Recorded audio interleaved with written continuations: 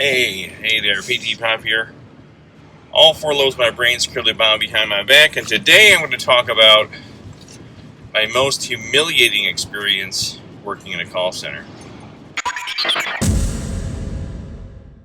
So, I've got to go back in time here to 2001. It was November 11th of 2001, 2 months to the day of 9/11, the anniversary of 9/11. And I got laid off from WorldCom. They were having major financial problems, and I got laid off. And within a couple of days, I found a part-time job working at a company that raised funds for the Cleveland Orchestra. And this company was called Arts Marketing, and they're a nonprofit fundraising organization. They help nonprofits raise funds. And I had forgotten about this company when I made my video about the best call center experience. But this was a pretty good experience overall with Arts Marketing. Basically, Arts Marketing was a small, 30-man call center.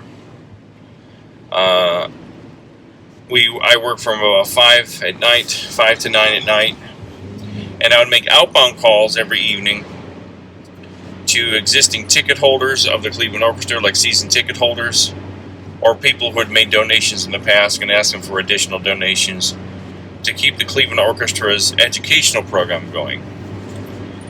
And the educational program was a program where the orchestra would send musicians, classical musicians, out into the community to teach kids about classical music and the orchestra. And specifically, I remember in third grade that this guy came into our classroom and showed us his Stradivarius. No euphemism meant there at all. And he showed, he played Pop Goes the Weasel or Pop Goes the Weasel or something like that on his Stradivarius or whatever. And it also funds, this campaign would fund having the orchestra bring the kids into the Severance Hall where the orchestra plays here in Cleveland and give them a free concert.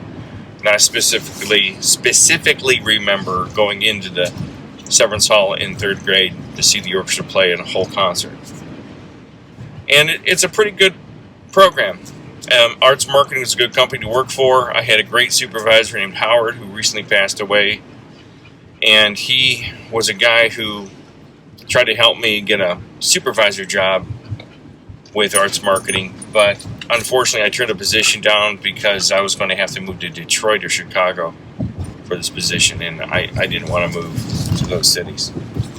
So anyway, every night at Arts Marketing I'd come in and I would sit down at just like a folding table. It was kind of like what you see on on public TV or public access, where they have everybody lined up with telephones, and these were just regular push-button phones.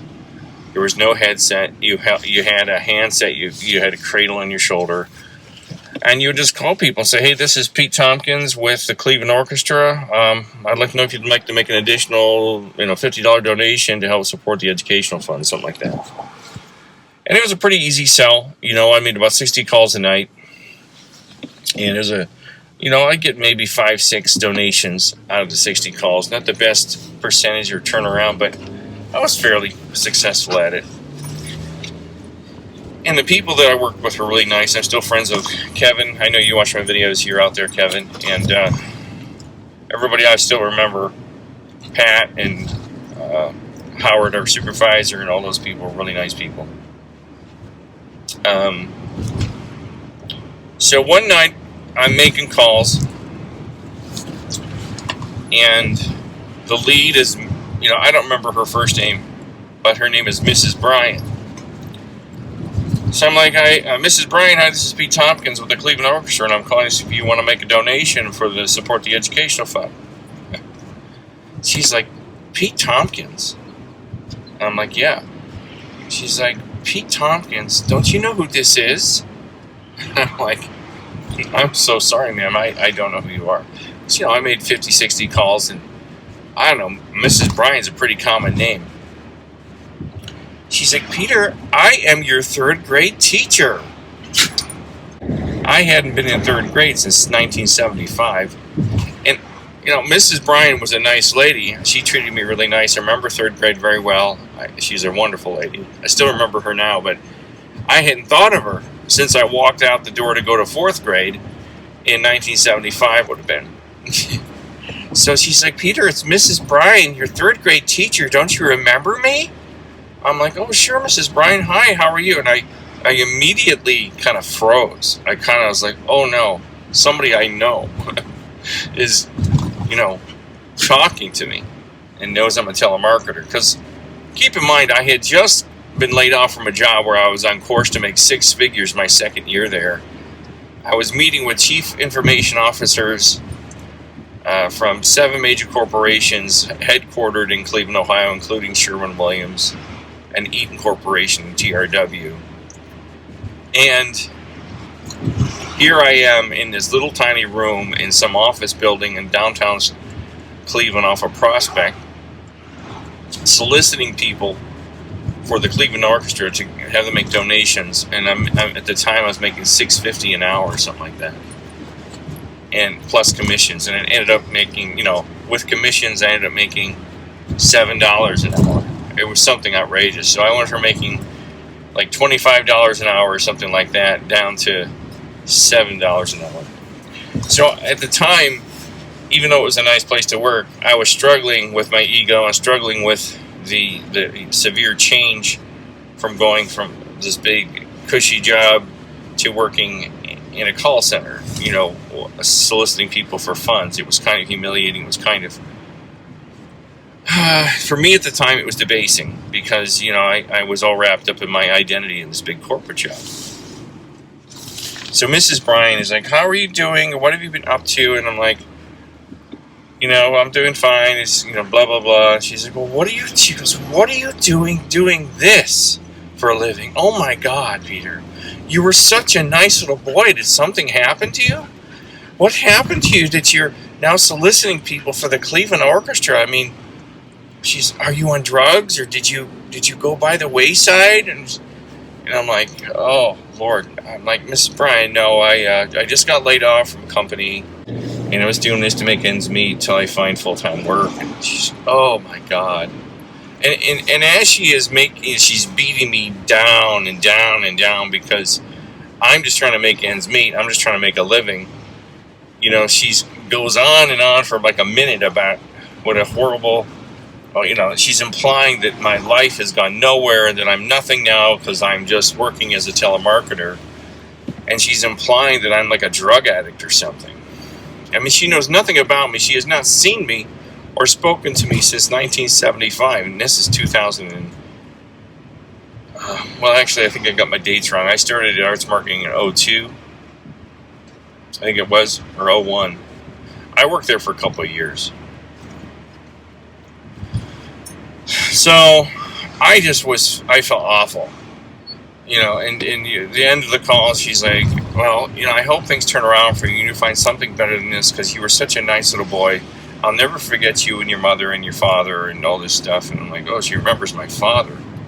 Good Lord. I don't think she knew about my father because I think my dad had all the women schmoozed that he was this nice, charming man when he really had a bottle of vodka in his sock. And I'm not kidding. My dad kept vodka in his socks. So it was so humiliating because I had gone from this big prestigious job down to this little, it wasn't a bad call center. It was just kind of this thrown together on folding tables with push button phones or no headsets. It was just kind of like a fly-by-night organization. And I'm having my third grade teacher who's belittling me because I'm making, trying to make a living with telemarketing. But the problem with telemarketing and call center jobs is the general public views them as if they're bad career choice that only like convicts, ex-cons, and criminals have. Boy, I just felt so small. And I remember just feeling so depressed that night when I left. And I went home, and it was just like I told my wife. She's like, well, she doesn't know who you are anymore. She hasn't seen you since you were, 9 years old. And who is she to judge you about what you're doing for a living? You know, you're just trying to make ends meet until you find something better. And if she has any intelligence at all, she would know that. So my wife helped me out with it, but it was really hard because, you know, at the time I was really struggling. I was really struggling with what had happened at WorldCom and how it ended, and I was struggling with, you know, not being able to find a job of that caliber again. I've never found another job like it, anything close to that kind of money or exposure in working in data and stuff like that.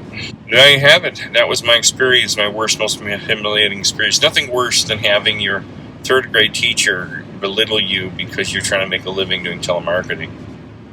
And it wasn't, you know, it's not the end of the world or anything, but I think that's the worst thing. I've had people say things to me to put me down over the phone over the years. Just all kinds of awful things, but I didn't really care what they said because I didn't know them. They didn't really know me.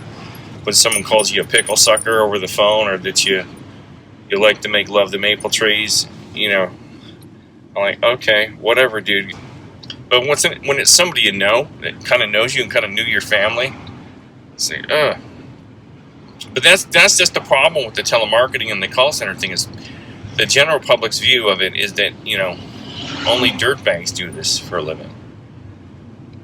And it's true, there's a lot of dirtbags that can't get anything else and they end up working in a call center or something like that. I mean, the next step down is a factory or working in a warehouse somewhere, which I really wouldn't mind. So, there you have it. My experiences raising funds for the Cleveland Orchestra. And this isn't to put down arts marketing or the Cleveland Orchestra. I mentioned arts marketing because it actually was a pretty decent place, especially for students to work. I think they've moved their call center closer to the campus of Cleveland State, and I think a lot of students work there now. I think it's still around. I had a great supervisor there named Howard, and Howard was a great guy, and he recently passed away, I guess, of a heart attack. And he was always very helpful to me. So, well, there you have it. If you like my videos, give me the thumbs up. Check out my t-shirts on teespring.com, where you can get my t-shirt, which is titled Call Center Survivor. And take care. Have a good day. Bye.